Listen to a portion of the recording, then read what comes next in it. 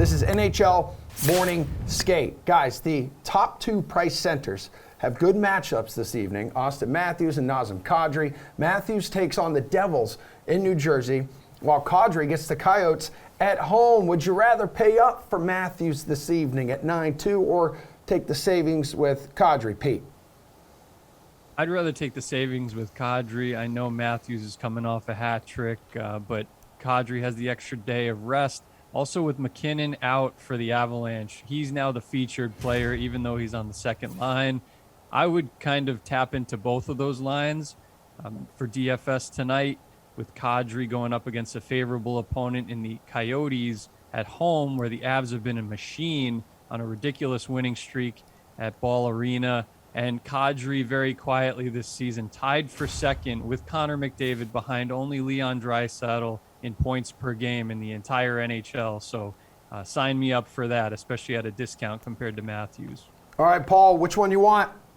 Look, both are very tempting options for a ton of reasons. They get favorable matchups. They both have a high floor and high ceiling. The opposing goalies and defenses both stink that they're facing tonight. Streaking teams versus slumping teams, check those boxes as well. I lean to Matthews, who's found another level of engagement this year. He's playing the best hockey of his career, and that's really saying something. Last night he became the second fastest Leaf to 400 points in the fewest games, and he's on a heater, and guess what? He thrives almost with an unequaled mark against New Jersey as any player in the league in their history. He loves playing this team, and he showed it last night. He's going to show it again tonight.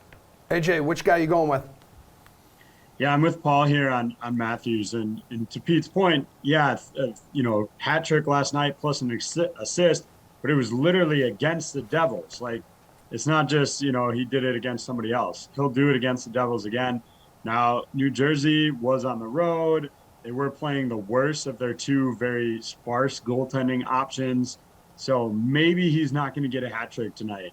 But he's got multiple point games in 3 straight now. So even if he doesn't get that hat trick, he should get at least a goal, maybe a couple of helpers. So I would fully expect him to go off again against New Jersey. All right, top two priced we already did that. Yeah, no. Go to wing. Go to wing. Options over $8K on the wing tonight. Thanks. I did it. All with pretty good matchups. So Ovechkin, the most expensive at $8,900. Then you have Kyle Connor, David Pastrnak, and Max Pacioretty. So who's your favorite high-priced winger tonight, Paul? Oh, well, Ovi brings a little extra motivation whenever he matches up against the Penguins. Nobody knows that better than my partner, AJ.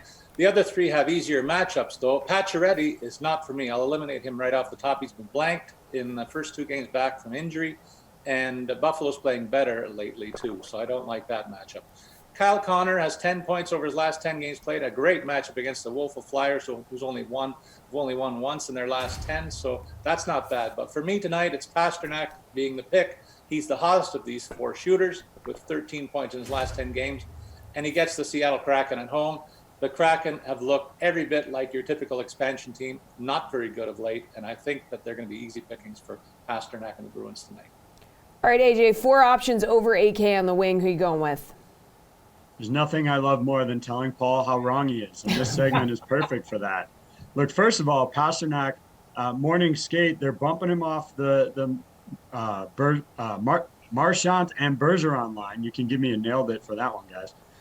So he's going to be skating on his own line with Hall on the second line there. So that has me a little leery. Paul mentioned that the matchup, obviously isn't as good, although the Penguins have dropped 3 straight. So plenty of reason to use Ovi on that one. But for me, it's actually Pacioretty. I think all these guys are in decent matchups here. Look, Pacioretty, yeah, no points, Paul, in the first 2 games. But what you're forgetting here is that those games were against Tampa and Florida. He's playing good teams against that, just back from a long-term wrist injury. Now he gets that softy matchup against the Sabres. It's a perfect time. He's the cheapest of the 4 guys. Paul, you just don't know what you're talking about here. Okay. Pete, settle the debate. Who you going with? I like the point that AJ made about Pacioretty. I'm definitely gravitating towards that game, even with a couple of injury and COVID concerns, like Stevenson's on the COVID list. That's his center on the Buffalo side. A couple of their centers are also banged up, so keep an eye on all those storylines. I would lean Pacioretty out of that bunch, but my preference would be to spend down a little bit for Johnny Gaudreau, $7,000 against a very inconsistent Dallas Stars team that's near the bottom of the bottom 10 in team save percentage this season. And Johnny Hockey quietly top 10, tied for 7th to be exact, in the NHL in scoring this year. So I would actually prefer Johnny Gaudreau over those couple of higher priced wings and still be spending up for him in the process.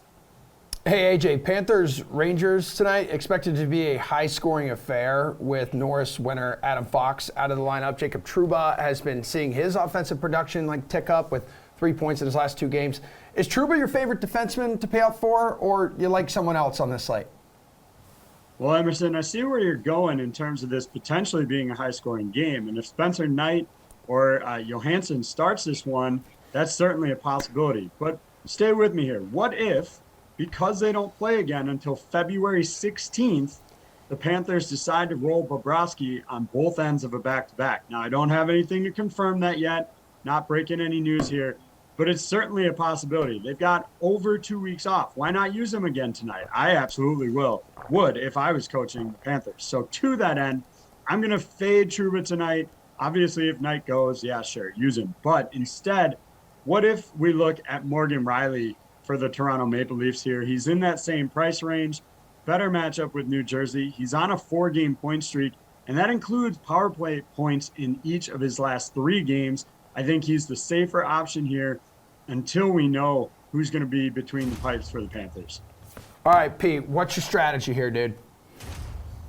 I like that narrative about Fox being out and a different Ranger defenseman stepping up. I think it might be K'Andre Miller, who's a lot cheaper than Trouba, so I wouldn't mind spending down for him as my value, sticking with that Rangers trend, and then spending up for Chris Letang. I mean, I know that's AJ's guy, but Chris Letang is a powerhouse on that first power play, especially now that all the top guys are healthy, in addition to Crosby, Malkin, Rust, and Gensel, all healthy. So you got to love that exposure. In the month of January, Letang led all defensemen in scoring with 20 points in 15 games and was also 3rd in the blocked shots category. So good chance he'll get you a power play point against the Washington Capitals, who can't seem to figure out their goaltending these days.